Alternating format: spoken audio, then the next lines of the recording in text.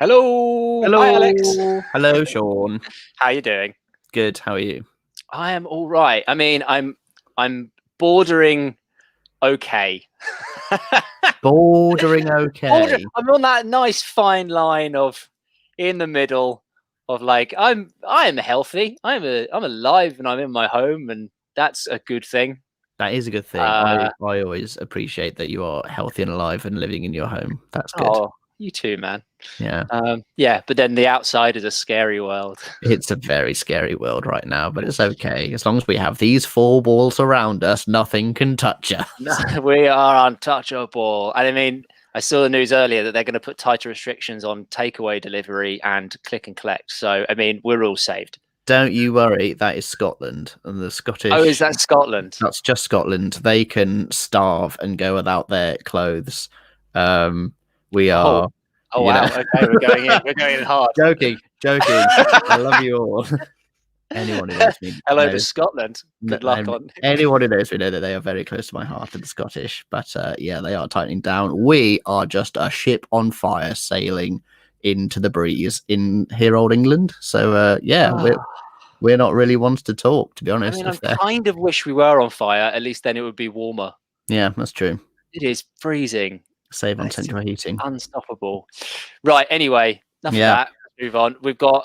It's another week. We're in week 2, and although the world may be burning and wet and damp and horrible, there is news coming out of our ears with loads of stuff. A couple of things that people have sent in to us, which is great. And you can always send us stuff at Fable Workshop /your news. So please do that. And make sure you're also signing up for the newsletter as well, so we can send all this stuff to your inboxes straight away. That will be awesome. But moving straight in. So this is actually one that we've been sent from a viewer or from a watcher. And this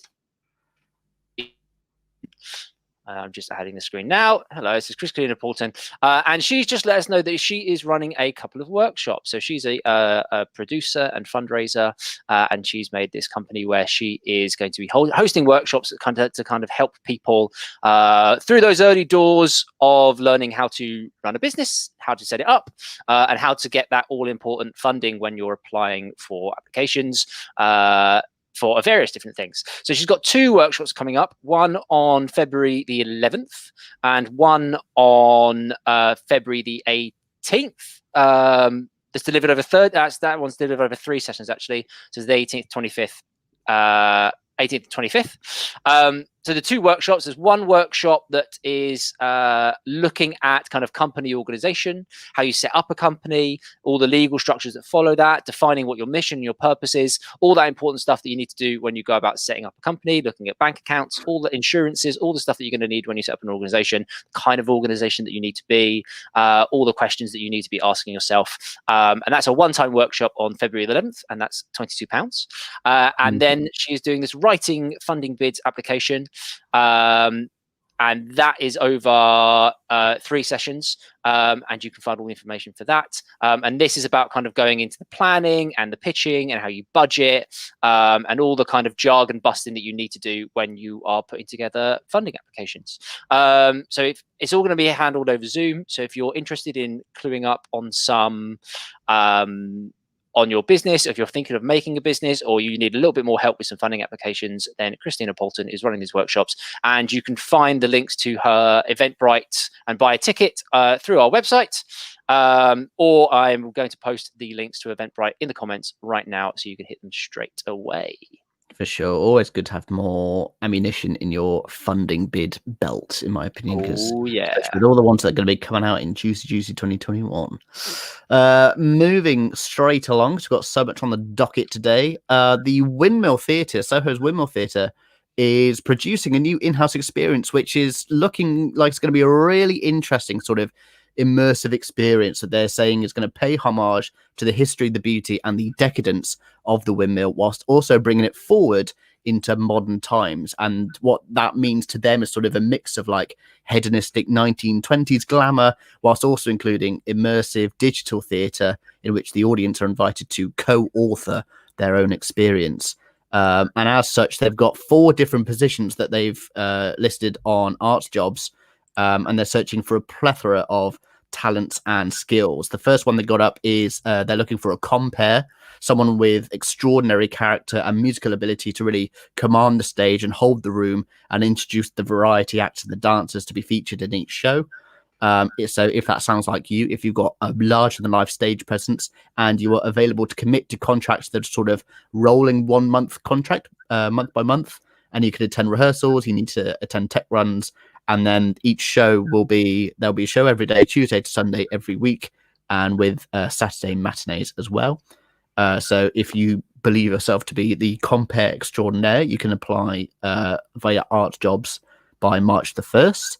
They're also looking for a stage manager, an experienced stage manager to act as the first point of contact for all the acts, take charge of running the show, the backstage, the offstage, be the fire marshal, all the things that a stage manager needs to be prepared to do, especially for variety performances. If you have experience of that, then they are looking for you as well. And those applications actually close on the 10th of February, so a bit closer to now. They are also looking for an artistic director who will work, not an assistant director. Wow, big job going on. Just going on with this project without any direction whatsoever. No, they're looking for an assistant director to work under the artistic director and really fulfill their vision and bring it to life, as well as run rehearsals, make some directorial decisions, and look after the well-being of the cast and do everything that is associated with being an assistant director in that responsibility. You can also find that on Arts Jobs. Applications for that close on the 20th of Feb. And then also they are looking for immersive actors, about 6 to 8 versatile actors to form what they're calling the Windmill Players Collective, who will act as the sort of in-house theatre company.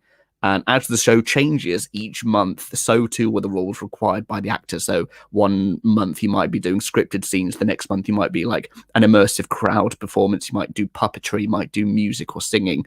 You need to be available like the compere for all the rehearsals each month and the 5 shows a week, Thursday to Sunday to start with. And it's a bonus to have like unique sort of variety skills or circus skills. And those applications are also on the 1st of March. All positions can be found on Arts Jobs, but this just sounds like a really interesting project that they're cooking up over the Windmill. And I think if it really speaks out to me because it reminds me of things like La Soirée. And I think it's actually the people doing the casting for this are the people that do things like Cirque Le Soir and stuff like that. So any of that sort of variety, burlesque, sort of late night entertainment that you might have seen, that's what they're really sort of looking for. And it's stuff that I've seen a lot of, and I really enjoy this kind of work. So that is going on at the Windmill if you are interested. It's great that they're kind of setting up the actor collective with that. I think that I didn't realize that. That's a interesting way of approaching things. Yeah, it'll be really cool. I really like what's the word? Collectives of people who are so versatile that they sort of fit into any mold, and it's sort of almost sort of Secret Cinema-esque as well. If they're going to do a different sort of theme every month going on, by the looks of it, and they'll just be tasked with doing different things month upon month, which sounds really cool. Yeah, sounds good to me.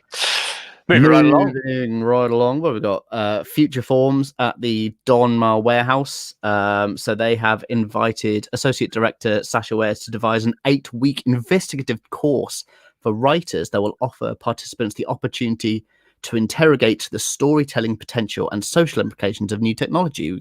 They're investigating AI, virtual, augmented reality, mixed reality, all these different disciplines. And so they're doing an 8-week course, and each week there will be 2 different sessions, and this will commence on the week beginning February 22nd all the way through till April the 12th week beginning. Exact timings are going to be arranged around all the group's availability when they really get their group together. But the first session of each week will be a presentation from an invited industry expert on the latest bit of tech that they are a professional in. And then the second session of the week is a group discussion and writing activities in response to the technology they've been presented with. So this is really for any sort of writers who really want to work in new technological mediums, as it were.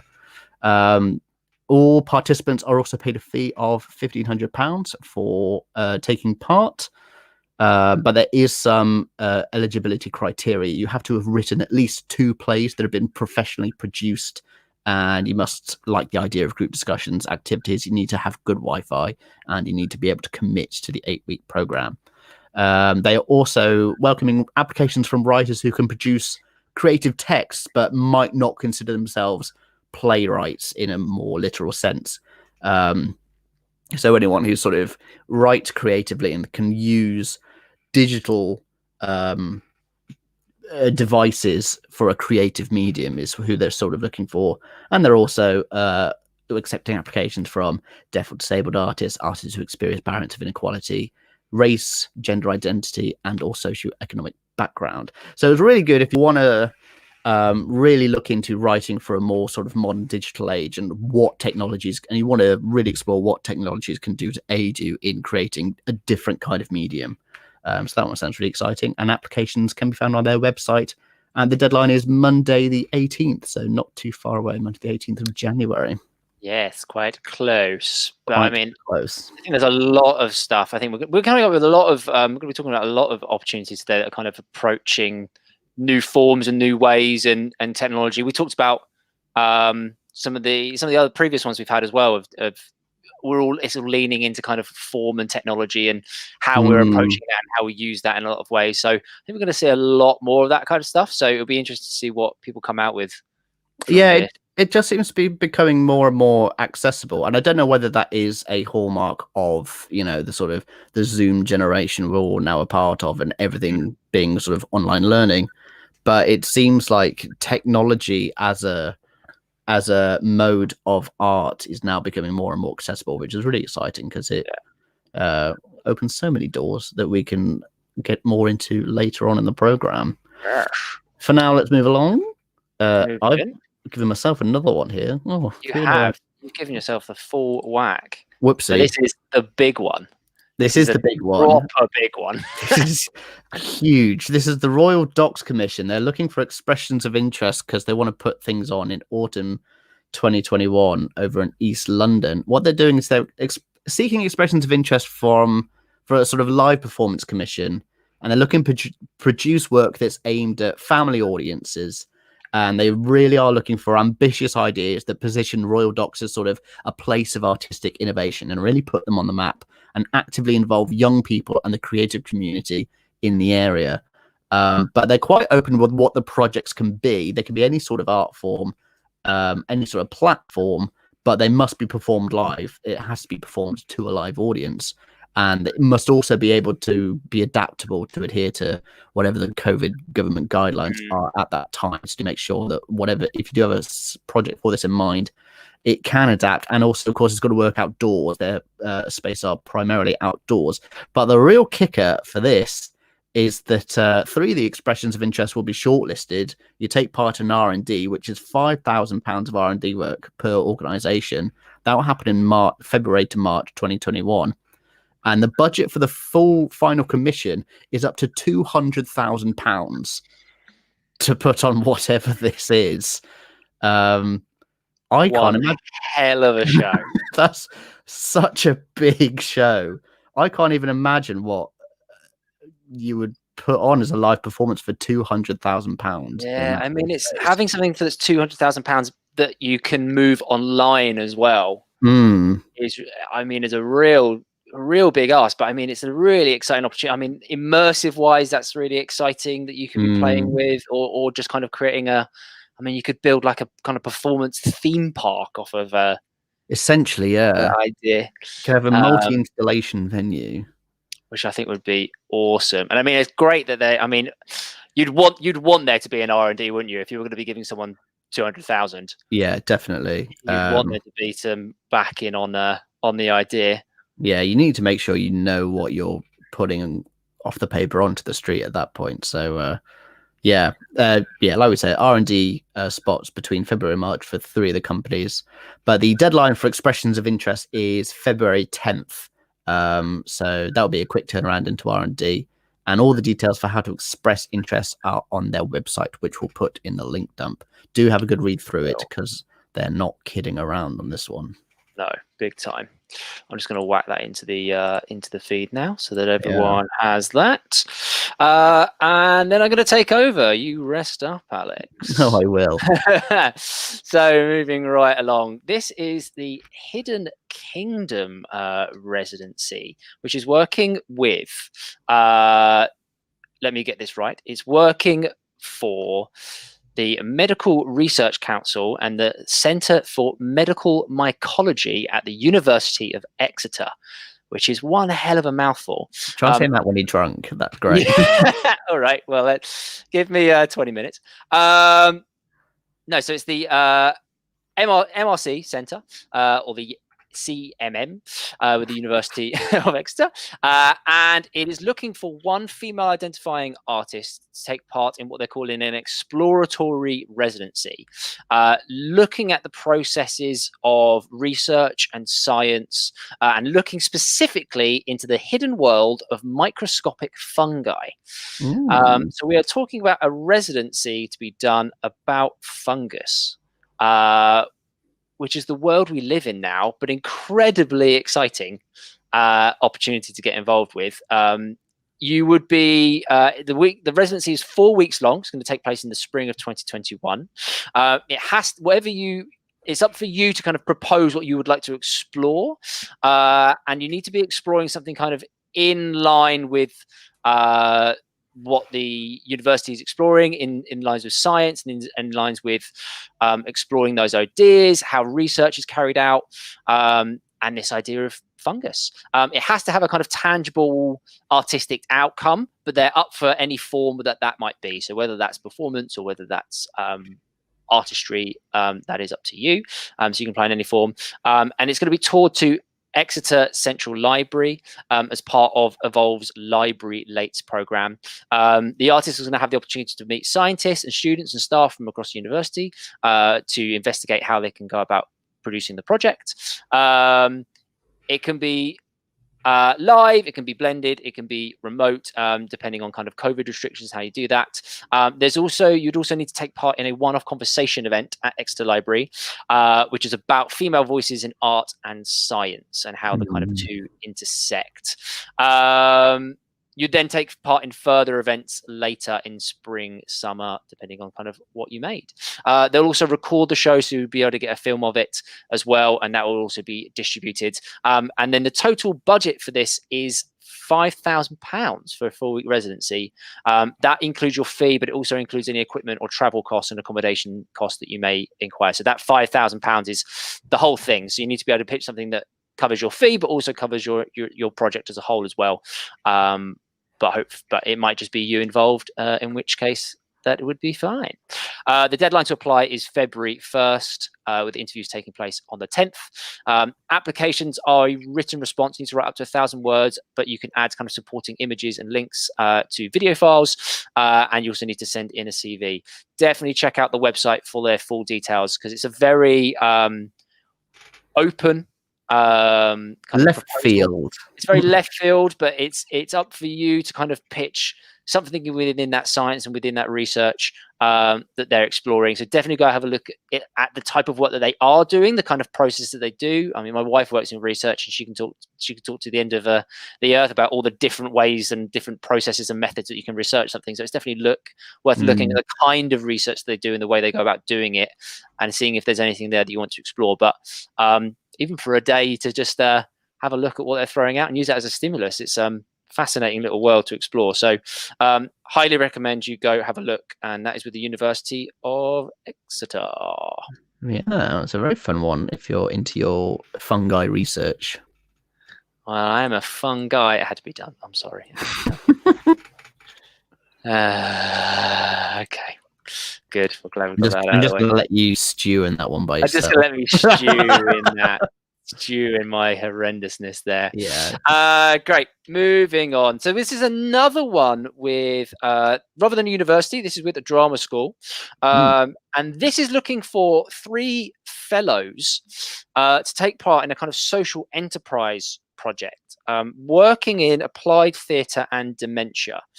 So it's a fixed term contract. It's a big fixed term contract. It would take you they want you to kind of get starting as quite quickly from what I saw. Interviews are kind of taking place quite quick, and they want you to kind of start right at the end of the month, basically, which is a really quick turnaround.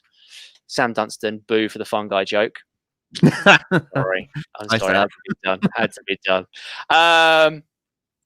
And so it's the idea of it is that they're looking for 3 fellows, and you would be working together to kind of work autonomously as a 3 to kind of set up an initiative or a social enterprise to help explore kind of theatrical approaches to working with people with dementia.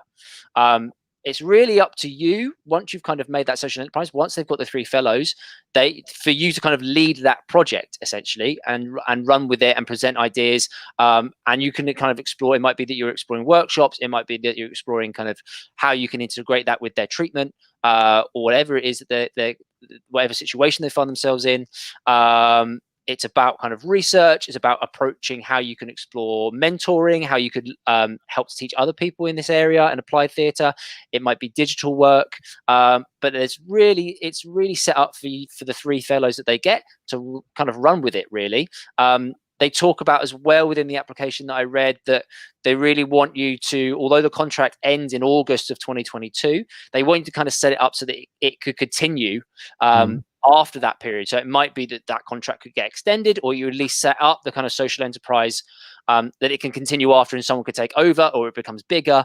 They're looking for it to really grow. So they're really looking for people who, one, have experience with working in hospitals and particularly working with kind of older people living with dementia. They kind of need that as a necessity. But then other than that, they need people who are used to facilitating and leading drama, that kind of look at well-being and are used to collaborating in teams. And they also need you to kind of be kind of business minded in that sense as well, about how you're actually going to grow the enterprise that you make.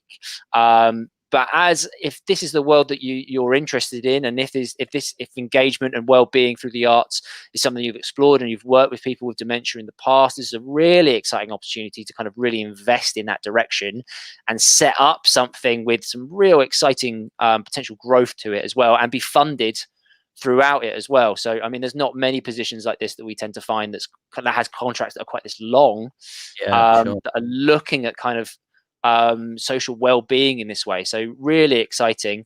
The deadline for applications is 9 a.m. on the 18th of January, so not long left to apply for that one. But the interviews take place kind of 25th of Jan, and then if you get it, they want you to get going basically from the end of the month. They do say on there as well that if you do have contracts that you need to meet before you can leave, if you've got a notice period that you need to carry out, then they're completely kind of fine with that, and you might start at a later date, but they are keen to kind of get going on this idea. What constitutes a social enterprise? I think the idea is that you're setting up a kind of social, like a company, basically, that you're setting up an organization kind of that is funded by, or that you, at least your jobs are funded by central, but then the work that you then do needs to then generate its own income.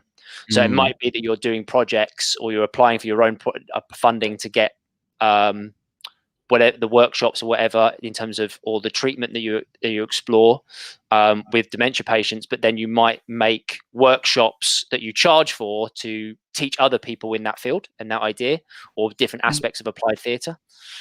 So you're setting up a real company, but with some proper backing. Great, that's awesome. What a great opportunity. And yeah, like I say, funded for an incredibly long time as well, and probably beyond. Cool. Let's rattle right along. Next up, we got another one for writers. We've got the Laurakinsella Fellowship, and this comes from the National Centre for Writing, because they're currently doing their Early Career Awards, and the Laurakinsella Fellowship is one of those awards. It is designed to support one talented early career writer of literary fiction.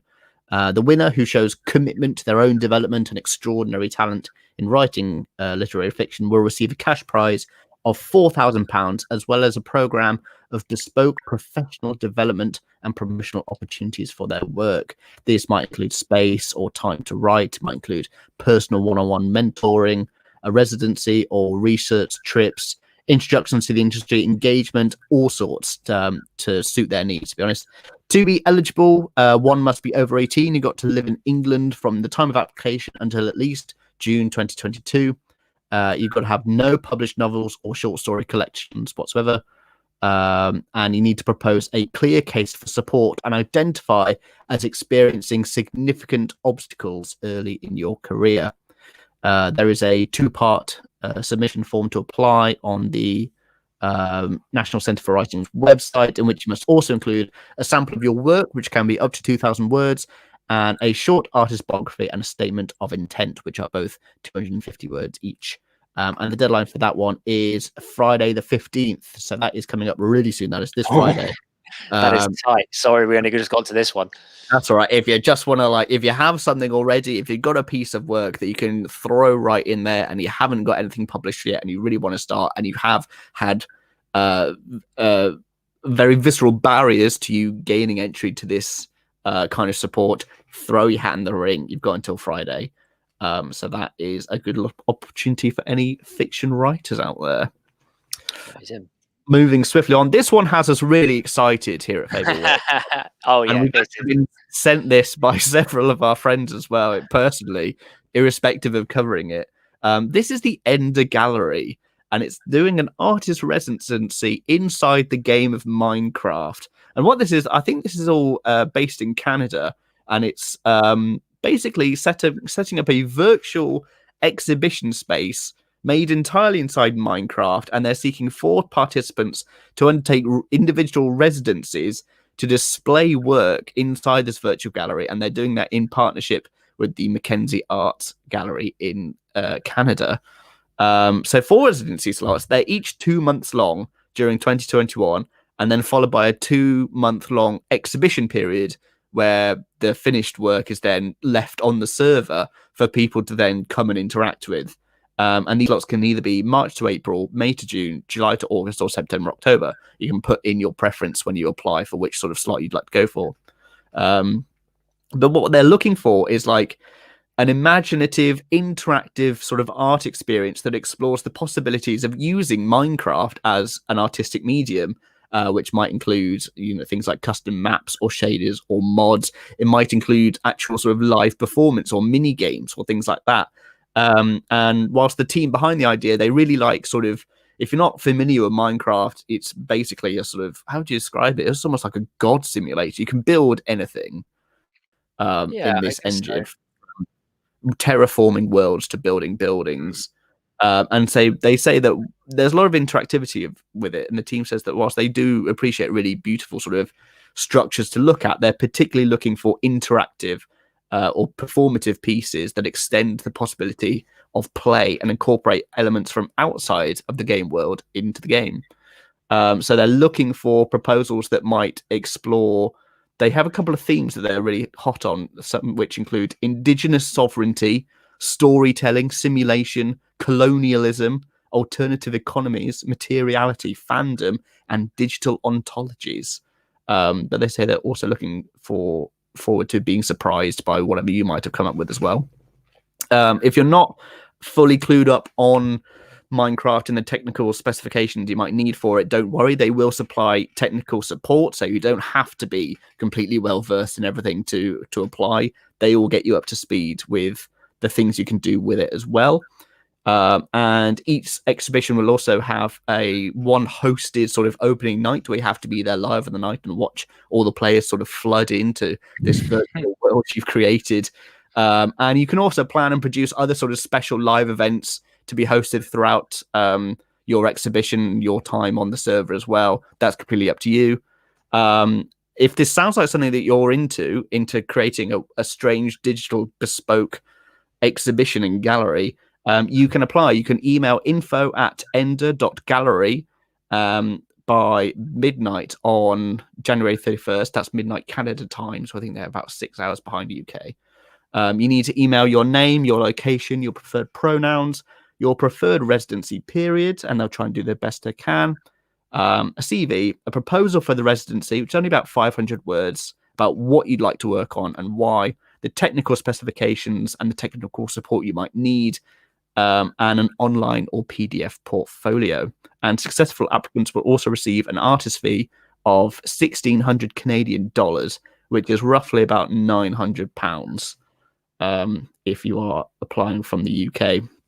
It just stuck out to us as a bizarre one, but one with loads of potential for getting really creative with at very low cost, because it's not expensive to do stuff in Minecraft at all. Yes, I mean it's not a huge fee attached to it, which is worth kind of keeping in mind. So you do need to make sure that it's worth looking at if you're not familiar with Minecraft, or even if you are, having a look at the kind of stuff that you can make in it, because you'd obviously need to be making something that is equal to that time, I would say. Don't sell yourself short on anything.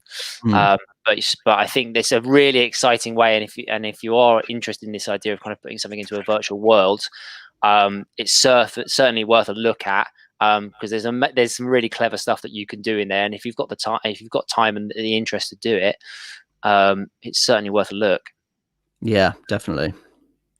All right, moving on. This is Theatre Alibi, and this is a great, simple, fun little job, and this is to be a digital facilitator with them. So this will be working with them for 3 weeks. They're looking for someone to work between the kind of 25th of Jan, so the end of the month, up to the 12th of February, and it would be working to help facilitate and moderate sessions and work with performers as they go about kind of doing online live streams of their current storytelling experience, which is called Down to Earth. That's going to be played to primary schools across Devon. So they're looking for someone to help facilitate the work they're doing, keeping the live streams nice and smooth. You need to have experience kind of working on stuff on Zoom and YouTube, Microsoft Teams and Google Suite. The shows are only half an hour long, and they will take place Monday to Friday between kind of school hours. So they would be the kind of working hours that you would expect. The fee is kind of £524 per week pro rata, and they're just looking for you to send a CV and a covering letter about your relative experience in terms of working with live streaming and working with kind of managing performers and liaising with the schools as well to make sure that all the technology runs efficiently when they're performing. You'll be working. They do multiple streams on one day, so it's not like you're bouncing around lots of schools day to day. You'll be working with schools one day at a time and making sure that they perform to different audiences inside that school. So it's just they just need someone to help facilitate that process, keep all the technology running nice and smooth, and just liaise with everyone on board to keep everything running smoothly. So if you think you've got the skills as a digital facilitator to help them out there for 3 weeks, certainly worth the money. It's a great little fee. You can email that over to info@theatrealibi.co.uk, and the deadline for that is Monday, the 18th of January.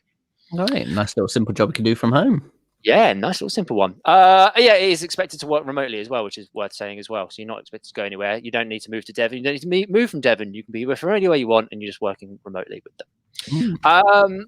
Moving into another big one. This is particularly aimed at charities more than anything else. So if you work with a charity or you are a registered charity, this is something worth throwing towards them, or maybe kind of approaching them with an idea for something.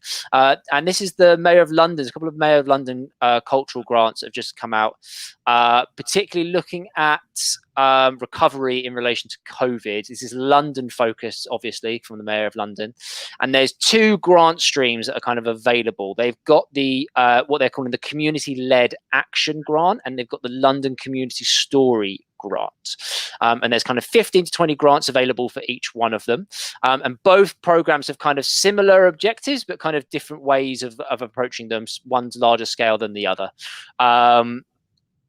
and slightly different outcomes in the way that you approach it. So the kind of objectives they're looking to kind of look at, you kind of need to hit one of these objectives or all of them. It's to identify opportunities to amplify the voices of London's hidden communities, those people that have had the kind of fewest opportunities due to kind of social exclusion. So that might be kind of data poverty, that might be racism, anything that kind of hits those areas. Ways to support community and grassroots organizations to participate fully in London's recovery. So it should be an organization that's a community-driven organization, because they're looking to support those organizations to help in the recovery. And they want to engage both younger and older Londoners to kind of ensure there's an intergenerational perspective on the way that we recover in London. And it's also should be about kind of creating insights from a community perspective. So both of these projects are really tied in with decision makers from London's kind of civil bodies. So the projects that you'll be making should kind of generate information that can go towards that decision making process. And there's particular things in both of these in both of these grants where they'll link you up with those organizations, or they'll link you up with those decision makers, so that your project is going kind of straight to them and they're seeing it and they're seeing the output that's created to kind of really signal the change that people want and communities need. So just going into slightly the two different things. So the community-led action project, for that one, you can apply for grants anything between £2,000 to £9,000. So a kind of big swing of difference there, but they're looking for projects that have that longer term aims, projects that are kind of looking to do longer term action, to facilitate longer term action, and are going to produce a real kind of ability to reflect on the information that they get, to be able to produce and have kind of ongoing communication with those other bodies that I mentioned, so that it can consistently produce learning for those particular communities.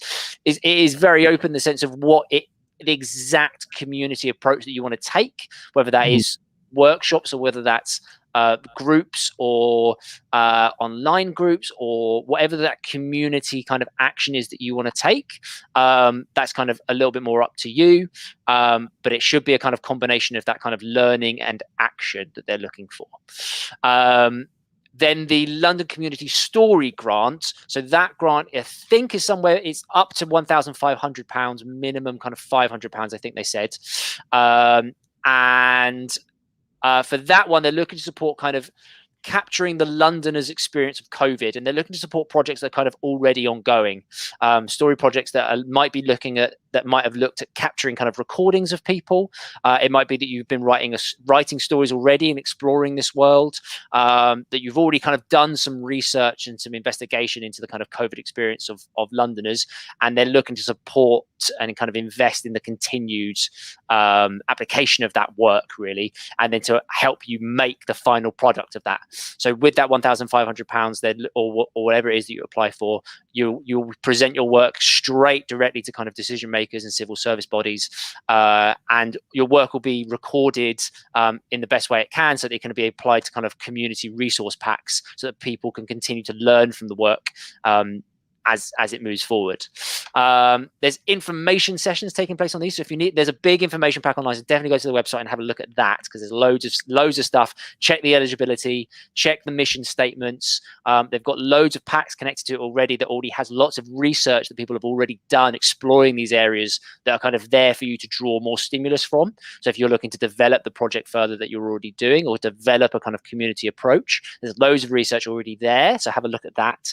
But they have some information sessions taking place on January the 18th and 28th that you can sign up for now, and they've got an application support workshop that's happening on February 3rd. Again, you can apply for that as now already, and the submission deadline is February 19th, and it's all done through their online form, so go have a look at that for all the information. We definitely recommend you have a look through the pack. It's quite a hefty thing.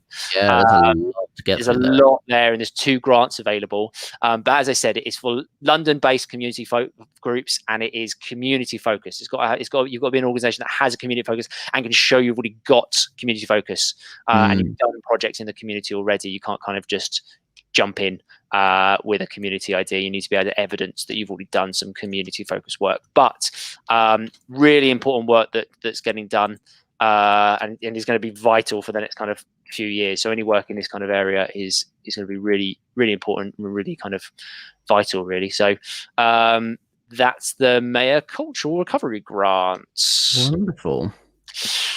And then moving on, so again, it's kind of staying down south. I apologise to all of our northern friends at the moment, but this has just come out as well. So this is the Farnham Maltings. So Farnham Maltings often do quite a lot of various kind of opportunities and things. So they're definitely worth keeping an eye on generally if you don't already follow them on Twitter and all the other social media platforms. But these are the Our Town grants. I think they've done these before. I think this is another round of it. And the idea is it is specifically for artists or companies that are based in the Southeast, and they're looking to support work specifically in the town that you live, or a town that you have a kind of deep connection with.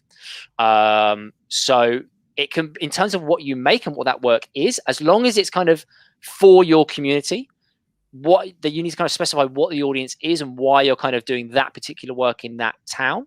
You need to talk about the kind of partners that you'll be working with in that town. But it's for anywhere between £500 to £5,000, and that work can be anything you like, really. It could be working in theatre. It could be theatre. It has to be a live performance, but it could be kind of a play. It could be comedy. It could be magic. It could be street games. And it can kind of take place anywhere. It doesn't have to take place in a kind of traditional theatre environment. It could take place in the market, in care homes, in cafes. It just needs to be made for the community that you live in, and kind of specifically for the town that you live in as well. So that's a great little application that you can go for there. You can apply with work that you're already putting forward, that you're already making. It can be a brand new project. And it need again, like the Royal Docks one, it needs to be something that can work with the restrictions that are kind of in place. So if you make a performance, or you're going to make a performance, it needs to be adaptable depending on the kind of COVID restrictions, depending on where we are later. But there's 6 grants available for that, and you can apply now, and the applications are due 9 a.m. 1st of February, and you can apply for that in the written form, or you can do a video. If you do the video, you just make sure you answer the questions that are on their form in the video. It shouldn't just all be about kind of supporting the work. You need to really answer their questions. You can also check out their website as well. They talk about how the decisions will be made kind of based on the idea, the approach, how it's going to engage the audience, and the kind of potential for it to be a really great piece of theatre, and also the practicality of you being able to actually achieve the show as well. So you really need to showcase that within your application as well. So definitely go have a look at the website, but that's Farnham Maltings. And if you don't already follow them and you are a Southeast artist, then you definitely should be. Yeah, brilliant. What a fantastic little opportunity for the Southeast. Yes. Lovely. Right, we're on to our last bit, and it's just a little quick one. This is from the Pappy Show.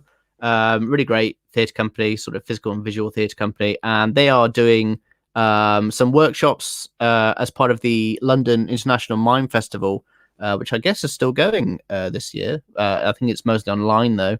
And they're running a 2-day online workshop that explores their own playful approach to collaborating and devising theatre.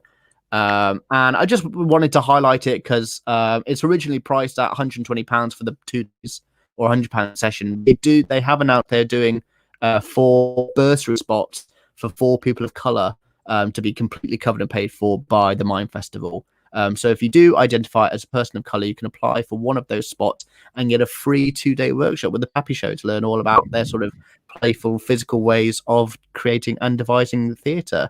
And you can apply for that using the Google form that we've got on screen that we'll put in the link dump as well. The workshops are on Saturday, the 23rd of January from 10 a.m. till 6 p.m. and Sunday, the 24th from 10 a.m. till 5 p.m. And the deadline to apply for those bursary spots, for those free spots, is the 20th of January, and they want to let successful applicants know sort of 24 hours later on the 21st. So just a little quick one, just to say, if you're an artist of colour and you really want to learn more about the Pappy Show, they have free spots available for a 2-day workshop for you. Awesome. Yeah, good friends Pappy Show. Awesome bunch of people. And if you've not been lucky enough to kind of work with Kane Husbands yet, then you should definitely be trying to work with him and do a little workshop with him, because he is awesome. And all the people at the Pappy Show, all the Pappy Show team are great. So definitely be throwing in an application if you're eligible for that one. And that takes us through all the news. Hooray! Woo! We have thank you for those that have stuck around and have been commenting. Thank you, kind of Crystal Stewart and Sam Dunstan, throwing some comments. Although I know I'm sorry that we had quite a South-focused ending. There's some big booing going on for the fact that there's not enough Northern content. So we'll I feel it, guys.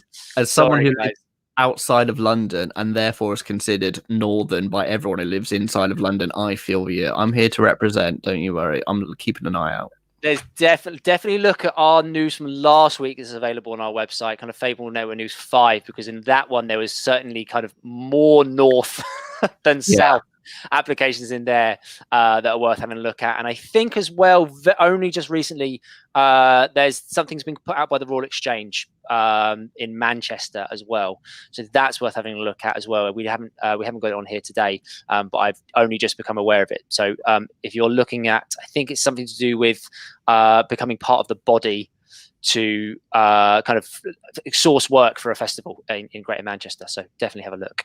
Okay. And thanks, Crystal. It's thanks. Trawling through arts jobs, it absolutely does, and that's what we're here for. So thanks so much for joining us. That's why we do it.